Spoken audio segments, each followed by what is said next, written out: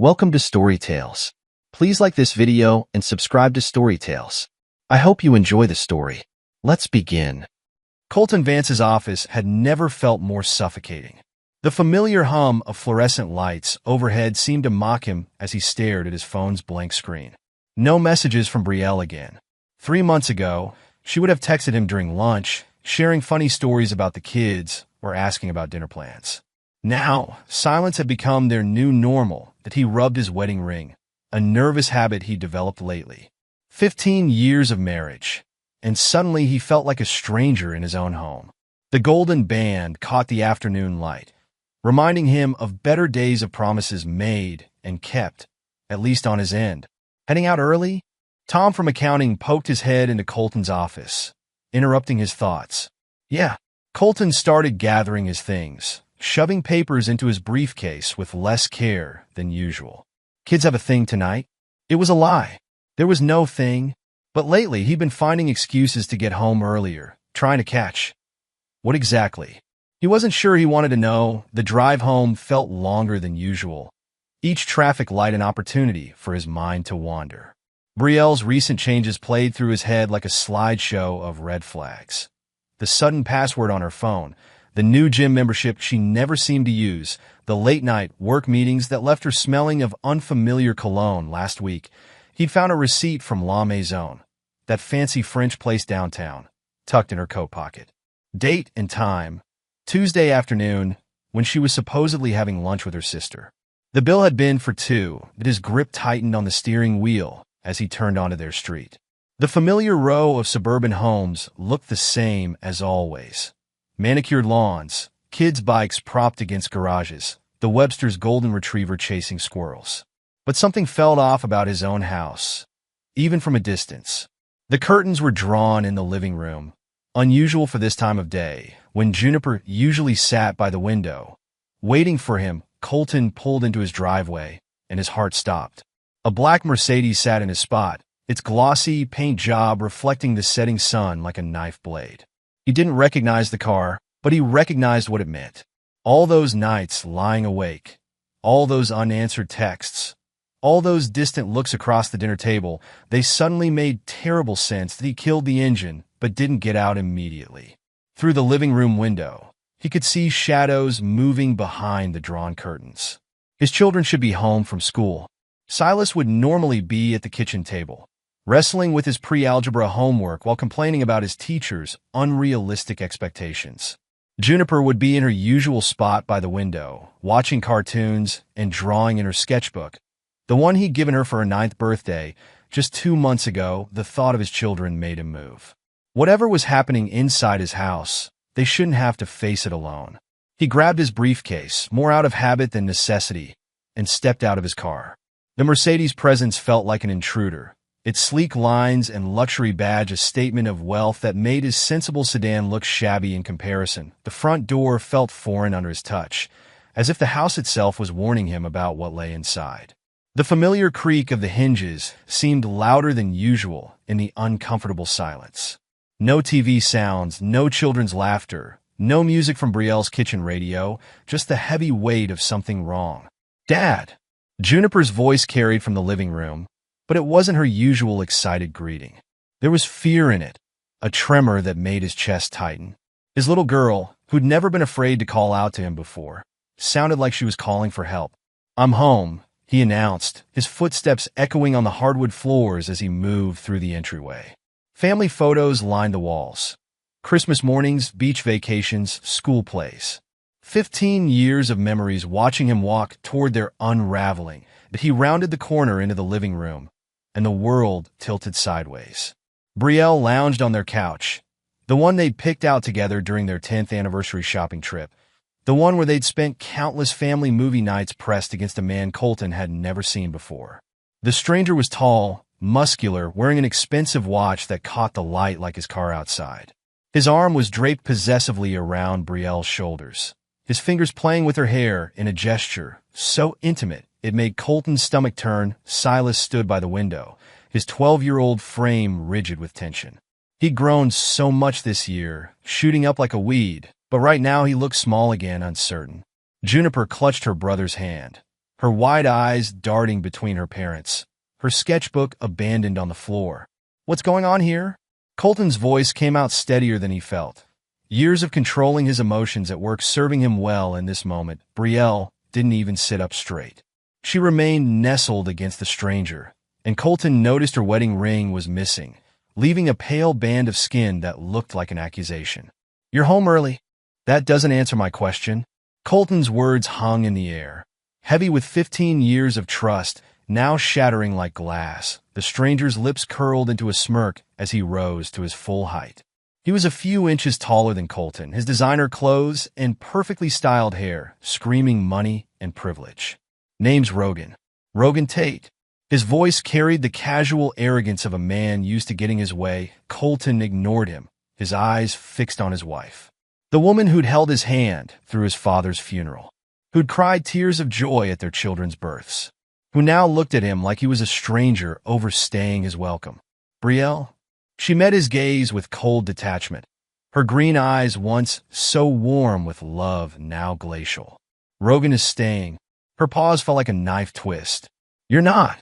The word seemed to drop the temperature in the room by 10 degrees. From the corner of his eye, Colton saw Silas pull Juniper closer, his son's jaw clenched in a way that made him look older than his 12 years. "What do you mean, staying?" Each word felt like gravel in his throat. Behind him, a framed photo of their wedding day watched the scene unfold. Younger versions of themselves smiling, promising forever. Rogan stepped forward, positioning himself between Colton and Brielle like he'd been practicing the move. "It means exactly what it sounds like." He gestured around the room with manicured hands. "I'm the man of the house now. Get out of my home." Colton's voice dropped dangerously low, a tone he'd never used in front of his children before. "You're home?" Rogan laughed, the sound sharp and mocking as it bounced off the walls. "I don't think you understand the situation here, buddy. Your wife's made her choice." His eyes flicked to Brielle, who watched him with undisguised admiration. "And it's not you." Juniper's soft sob cut through the tension like a blade. "Mommy." Brielle didn't even look at her daughter. Her eyes remained fixed on Rogan, a small smile playing at her lips like this was all some private joke between lovers. "Dad." Silas's voice cracked on the word, and Colton heard in it every question a 12-year-old boy shouldn't have to ask about his parents. Colton took a step toward his children, but Rogan blocked his path, chest puffed out like a schoolyard bully. "The kids stay here." "Like how they do." Colton tried to move past him, thinking only of reaching his children, of getting them away from this nightmare. The slap came out of nowhere, a sharp crack that echoed through the room like a gunshot. Colton's head snapped to the side, his cheek burning from the impact. Juniper screamed. Silas gasped. The sound of his children's terror hit harder than any physical blow. Rogan flexed his hand, admiring the red mark he'd left on Colton's face. "Leave, or I'll throw you out myself." His voice dripped with satisfaction. With the pleasure of domination, time seemed to slow down. Colton touched his cheek, feeling the heat where Rogan's hand had connected. He looked at Brielle, who watched the scene with detached amusement, like she was viewing a mildly entertaining TV show. He looked at his children, Juniper crying into her hands, Silas trembling with a mix of fear and rage that no child should have to feel something inside him, something that had been bending for months under the weight of suspicion and betrayal. Finally snapped, the first punch caught Rogan by surprise. It connected with his jaw with a satisfying crunch, wiping the smirk off his face. Rogan stumbled backward, knocking over the coffee table. Family photos crashed to the floor, glass shattering across the hardwood like broken promises. "Get upstairs," Colton shouted to his children, his voice raw with emotion. "Now!" Rogan recovered quickly, launching himself at Colton with a roar of wounded pride. They crashed into the wall, sending more picture frames raining down around them. Brielle screamed, finally showing some emotion as her lover and husband grappled in the wreckage of their family home. Colton had never considered himself a violent man. He taught his children that violence wasn't the answer. He'd broken up fights at work, always advocating for calm discussion. But as Rogan's fist grazed his temple, as he heard his daughter's terrified cries and his son's shouts, Something primal took over, that he caught Rogan's next punch and twisted. The crack of bones was audible even over Brielle's screams, a sound like dry twigs snapping in winter. Rogan howled, trying to pull away, but Colton's grip was iron. Another twist, another crack. Rogan's other hand rendered useless. "Stop it!" Brielle was on her phone, backing away from the violence she'd invited into their home. "I'm calling the police." Rogan collapsed to the floor, his broken hands cradled against his chest like wounded birds. The arrogance in his face had been replaced by pain and fear, his expensive clothes now wrinkled and stained with his own blood. Dark drops fell from his split lip onto the carpet, the same carpet where Juniper had taken her first steps, where Silas had built pillow forts, where their family had made memories now tainted by betrayal. Sirens wailed in the distance, growing closer with each passing second. Colton stood in the middle of his destroyed living room, chest heaving, surrounded by the wreckage of his marriage. Reality crashed back in waves, each one bringing new clarity. The family photos scattered across the floor like fallen leaves, his children's terrified faces peering down from the top of the stairs, witnesses to the destruction of their world. The look of hatred Brielle shot him as she knelt beside her lover. All pretense of their 15-year marriage abandoned, the police burst through the front door with practiced efficiency, their commands sharp and clear in the chaos. Colton didn't resist as they cuffed him. He let them read him his rights, the words washing over him like a distant tide. As they let him out, he caught one last glimpse of his family through the doorway. Brielle cradled Rogan's broken hands, whispering soothing words to her lover as paramedics rushed in. She didn't spare a glance for her husband of 15 years, the father of her children, as he was led away in handcuffs. His children watched from the stairs, Silas's face a mask of confusion and betrayal, struggling to understand how his world had shattered so completely. Juniper remained buried in her brother's side, her small frame shaking with sobs. The police car door slammed shut with a finality that felt like an exclamation point on the end of his marriage. Through the window, Colton watched his home, his life, disappear into the growing darkness. The porch light clicked on automatically, just as he'd programmed it to do every evening. One last routine in a life that would never be routine again. As the police car pulled away, Colton's wedding ring caught the last light of day, a final glimmer of what had once been before everything changed. The neighborhood houses blurred past, their warm windows showing happy families living their normal lives. Unaware that just houses away, a family had just imploded. The Mercedes still sat in his driveway, its presence now a monument to betrayal. The holding cell's fluorescent lights buzzed overhead like angry wasps. Colton sat on the metal bench, his hands still tingling from the handcuffs they'd removed an hour ago. His wedding ring felt like a dead weight on his finger. "Vance!" A guard's voice echoed through the cell block. "Your lawyer's here." The attorney waiting in the consultation room looked exactly like what Colton would expect from a public defender. Tired eyes, rumpled suit, too many cases. But something in his expression shifted as he read through Colton's file. Marcus Reynolds. He introduced himself, extending his hand. "Tell me everything." Colton leaned forward, his voice raw. "He was in my house, with my wife, in front of my kids." "Start from the beginning," Marcus said, pulling out a legal pad. "Every detail matters." For the next hour, Colton relived it all. The Mercedes in the driveway, Rogan's smirk, the slap, the sound of breaking bones. Marcus's pen never stopped moving. "They're charging you with attempted murder," Marcus finally said, looking up from his notes. "DA's pushing hard on this one." "Attempted murder?" Colton's laugh held no humor. "He slapped me in front of my children."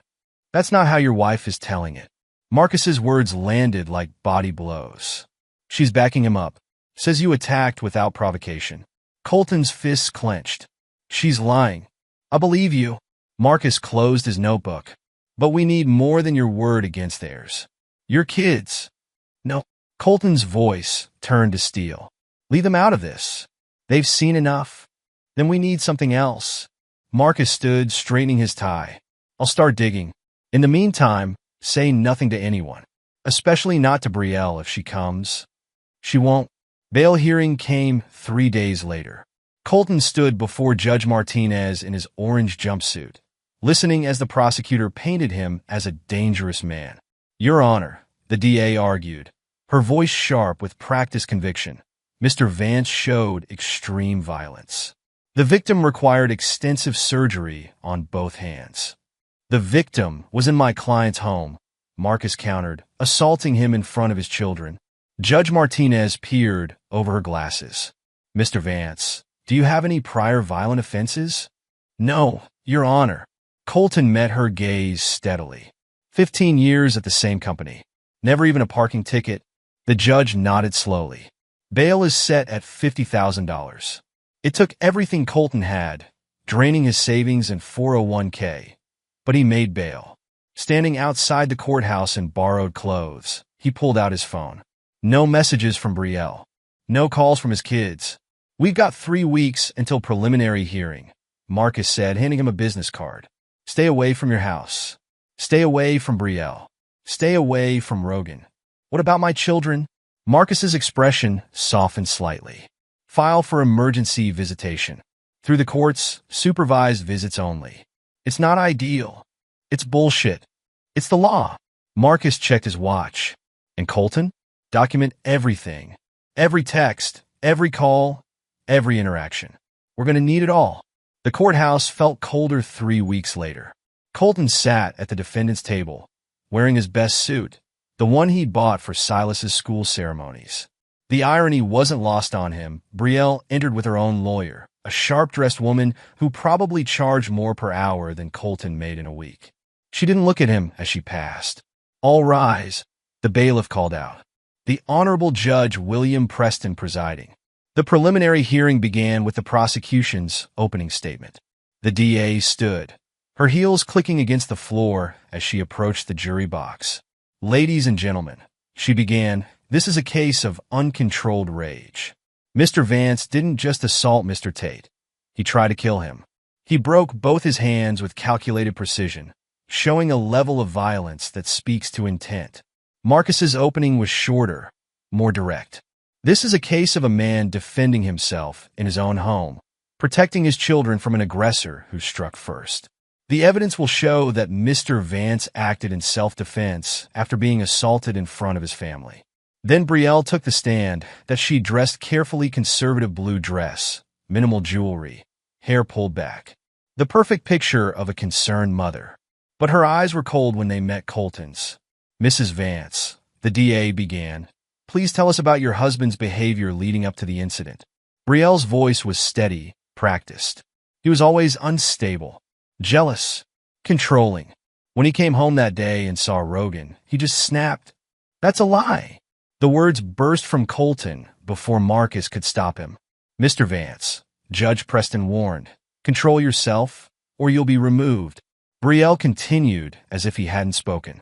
"He attacked Rogan without warning, without provocation. I was terrified. The children were screaming. And Mr. Tate's presence in your home," the DA prompted. "He was there at my invitation." Brielle's lips curved slightly. "Colton and I were already separated. He just wouldn't accept it." Marcus stood. "Objection, Your Honor. This is the first mention of any separation.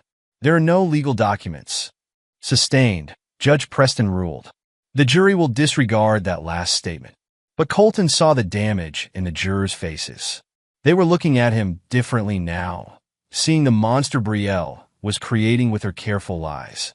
"Mrs. Vance," the DEA continued, "what happened after your husband attacked Mr. Tate?" "He wouldn't stop." Brielle's voice quavered perfectly. "He just kept hurting him, breaking his hands. Rogan was screaming, the children were crying, and Colton, he looked like he was enjoying it." Marcus's cross-examination was surgical. "Mrs. Vance, did Mr. Tate strike your husband first?" "No, absolutely not." "Really?" Marcus picked up a document. "Because your daughter's initial statement to the responding officers." "Objection." The DA jumped up. "Those statements were taken from a minor without parental consent." "Sustained." Judge Preston's gavel cracked like a gunshot. Colton watched his wife lie under oath, rewriting their history with each careful answer. She never looked at him directly, But he caught her smirking when Marcus's questions were blocked. The prosecution's next witness was Rogan himself, but he came to the stand with both hands still bandaged, playing up his injuries. His expensive suit couldn't quite hide the fear that flashed across his face when he passed close to Colton. "Mr. Tate," the DA began, "please tell us about the events of that evening." Rogan's version painted him as an innocent visitor, Colton as a raging madman. "He just attacked," he claimed, holding up his bandaged hands. "I never even raised a hand to him. Now my career as a surgeon is over. I may never operate again." Marcus's cross-examination was even shorter this time. "Mr. Tate, you claim you never struck Mr. Vance?" "That's correct." "Then how do you explain the bruise on his face in the booking photos?" "Objection. Speculation. Sustained. Round and round it went, truth drowning in legal procedure." Colton watched his life being dissected and reassembled into a story he didn't recognize. Marcus's hand on his shoulder stopped Colton from rising as court reconvened after lunch. Something in his lawyer's expression had changed. "What is it?" Colton asked, noting the slight smile playing at Marcus's lips. "Remember when I said I was digging?" Marcus pulled out his tablet. "Your neighbor across the street, Mrs. Henderson? Sweet old lady, loves her doorbell camera." Colton's heart skipped a beat. "She recorded everything?" "Better." Marcus's smile widened. "She records everything, including Rogan's visits over the past 3 months, and Brielle's careful timing of when you'd be at work." The DA was already launching into her closing arguments when Marcus stood. "Your Honor, the defense would like to present new evidence." "Objection." The DA spun around. "Any evidence should have been presented during discovery. This evidence only came to light this morning, Your Honor," Marcus countered. "It directly contradicts testimony given under oath in this courtroom." Judge Preston studied both attorneys. Approached the bench. Colton watched the heated whispers at the bench, saw Brielle shift uncomfortably in her seat. Rogan's face had lost its confident smirk. "I'll allow it," Judge Preston finally announced. "Proceed, Mr. Reynolds." The courtroom lights dimmed as Marcus connected his tablet to the display system. The timestamp showed the day of the incident. The camera's view captured Colton's driveway and front door perfectly. "Ladies and gentlemen," Marcus addressed the jury, "please pay close attention to the following footage." The video played in crystal clear quality. It showed Rogan arriving, Brielle greeting him with a kiss that was far from innocent. Then Colton's arrival. Through the front window, the confrontation was clearly visible. The moment of the slap drew gasps from the jury. The sound was muffled through the window, but there was no mistaking what happened. Rogan's hand connecting with Colton's face, the children's visible distress, Brielle's complete lack of intervention. "Your Honor," Marcus's voice cut through the silence that followed, "I'd like to play footage from previous dates as well." "Objection." Brielle's attorney stood. "Previous incidents are not relevant to. They establish a pattern of premeditated adultery and deception, Your Honor," Marcus argued, "and directly contradict Mrs. Vance's testimony about the nature of Mr. Tate's presence in the home." "Overruled." Judge Preston's gaze was hard as he looked at Brielle. "Continue." The next series of clips showed a pattern. Rogan's car arriving minutes after Colton left for work, leaving just before he was due home. Brielle checking the street before letting him in. The children being sent to neighbors' houses on days they'd come home early from school. Colton watched Brielle's face as her carefully constructed lies crumbled. She sat rigid in her chair, all pretense of victimhood gone. Beside her, Rogan stared at his bandaged hands, no longer playing up his injuries for sympathy. "Your Honor," Marcus said, "I move for all charges against my client to be dismissed." The video evidence clearly shows Mr. Vance acted in self-defense after being assaulted in his own home. The jury deliberation lasted less than an hour. "Have you reached a verdict?" Judge Preston asked the foreman. "We have, Your Honor." The man stood, paper trembling slightly in his hands. "On the charge of attempted murder, we find the defendant, Colton Vance, not guilty." The relief that flooded through Colton was immediately tempered by the sight of his children in the back of the courtroom. They'd been brought in for the verdict. Silas, tall and serious, Juniper, small beside him. They'd watched the video too, seen the truth of how their mother had orchestrated everything. "The defendant is free to go," Judge Preston announced. "Mrs. Vance, Mr. Tate, remain in the courtroom. We need to discuss potential perjury charges." Colton stood, straightening his tie.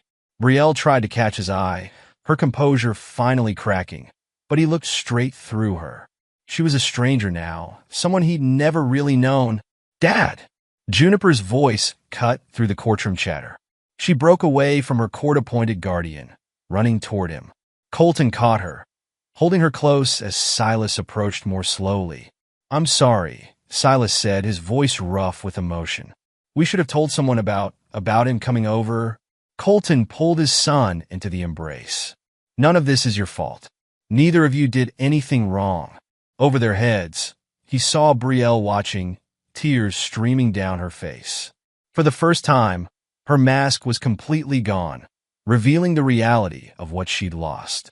Beside her, Rogan sat slumped in his chair, his broken hands a permanent reminder of his actions. Marcus approached with a stack of papers. "I've drawn up emergency custody papers. Given the video evidence and the pending perjury charges, we should file immediately." Colton nodded, still holding his children. "Do it." "What happens now?" Silas asked, sounding young despite his attempt to be strong. "Now we go home," Colton said firmly. "Not to the old house. We'll find a new place, make a fresh start. Together." Juniper's voice was small, uncertain. "Together," Colton promised. He looked one last time at Brielle, who had destroyed everything they'd built for a man who now wouldn't even look at her.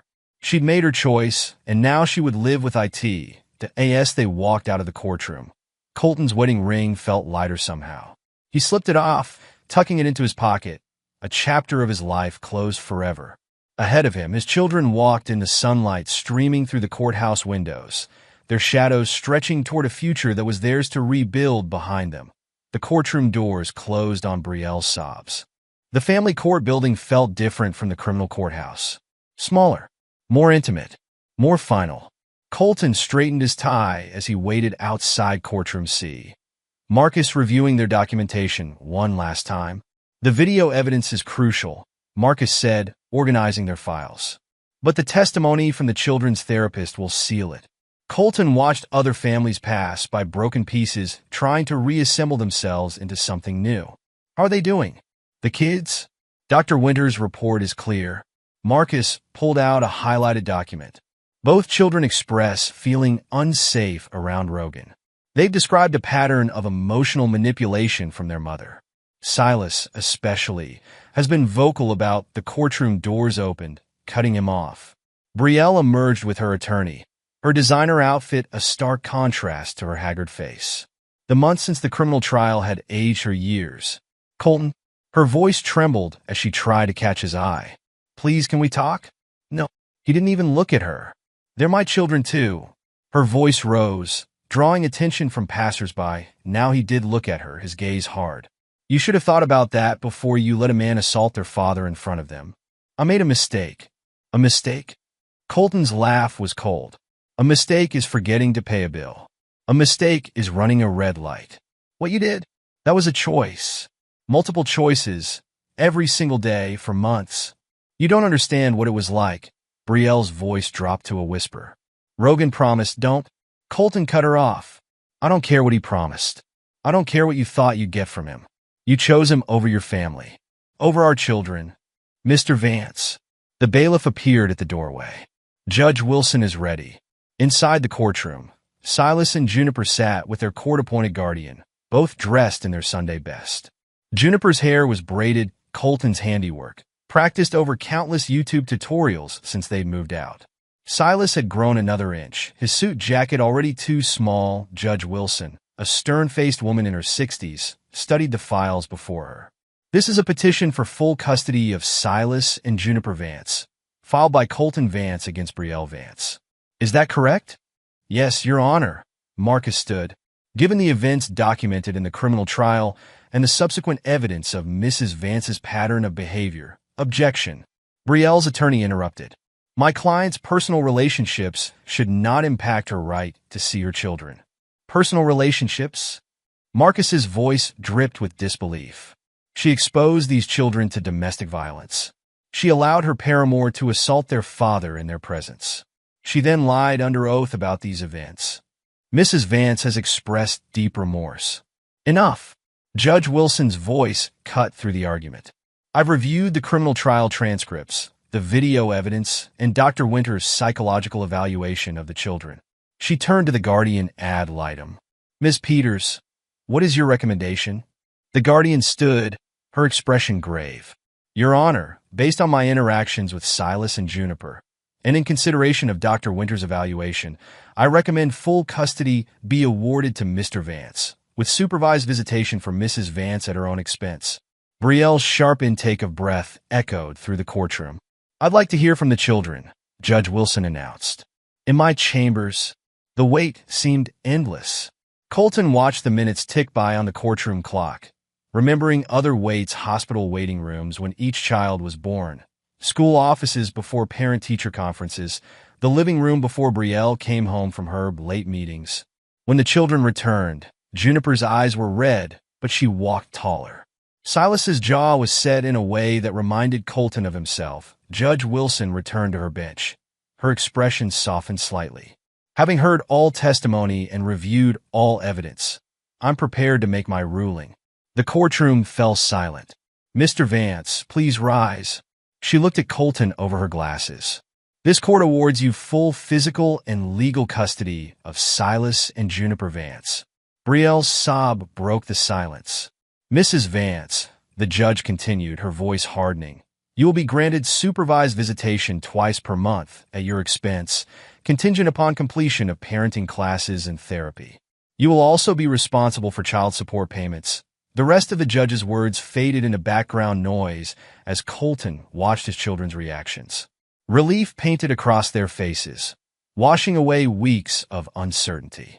3 months after the custody hearing, Brielle sat alone in her first supervised visitation, waiting. The family center's beige walls and motivational posters seemed to mock her designer outfit. The supervisor, a middle-aged woman named Rita, checked her watch again. They're usually very prompt, Rita said, her tone professional but cool. They're not coming, are they? Brielle's voice cracked before Rita could answer. The door opened. Colton entered with both children. Silas walked straight to the table without looking at his mother. Juniper hesitated in the doorway. Hello, sweetheart. Brielle reached for her daughter's hand. Juniper flinched back. Hi, Mom. Colton remained by the door. 2 hours, he reminded Rita. I'll be back at 8. How? Brielle swallowed hard. How are you both doing in school? Fine, Silas answered, staring at the table. I made the art club, Juniper offered quietly. That's wonderful. Brielle's smile was too bright, too desperate.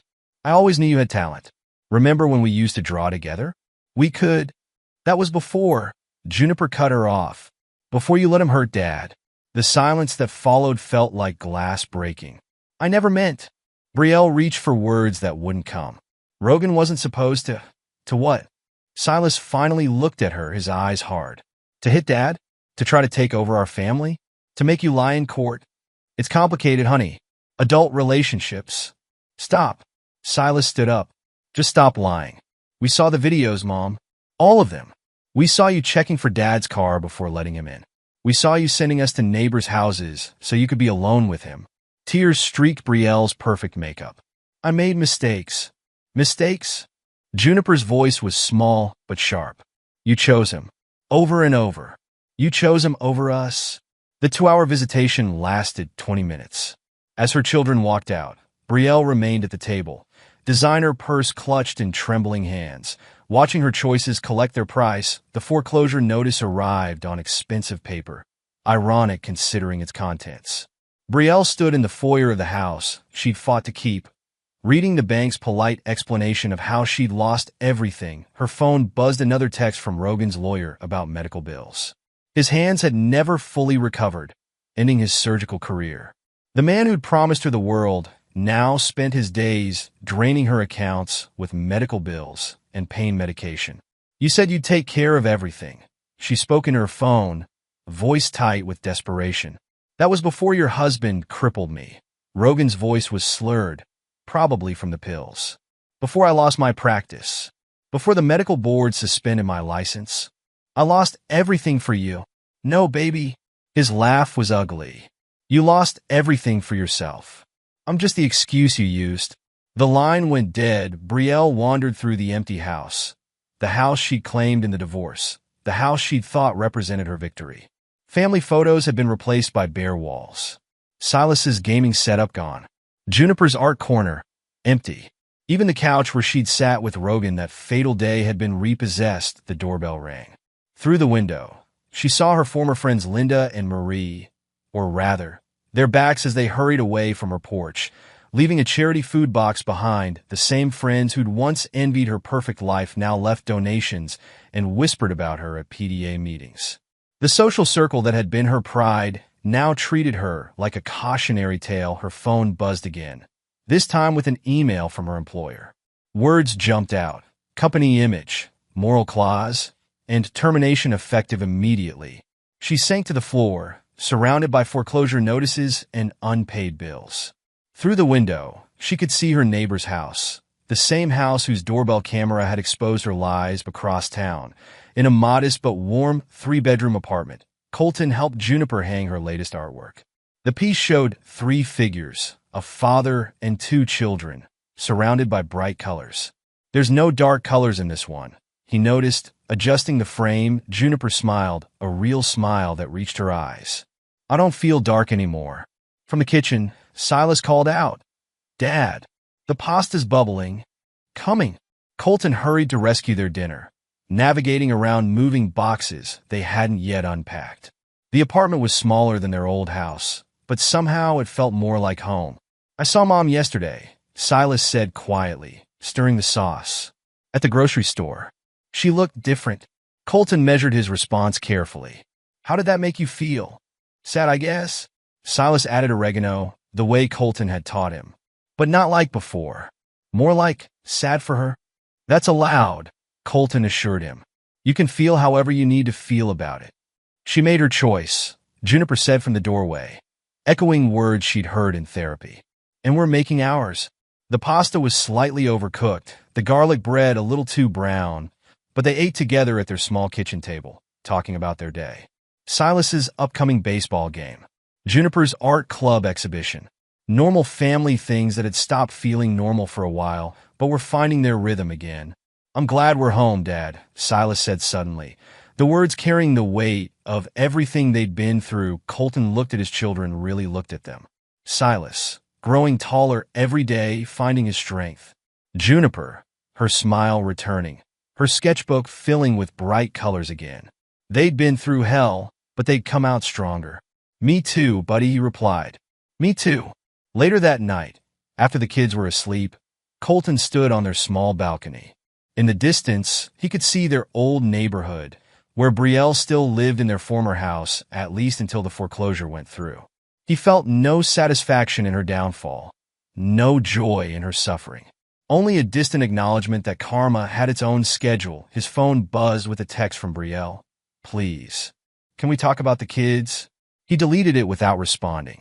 Some bridges, once burned, should stay ashes inside. Juniper's art hung on the walls. Silas's baseball trophies sat on shelves, and school books cluttered the coffee table. It wasn't perfect, but it was real. It was theirs. They had survived the House of Wolves and come out stronger for it.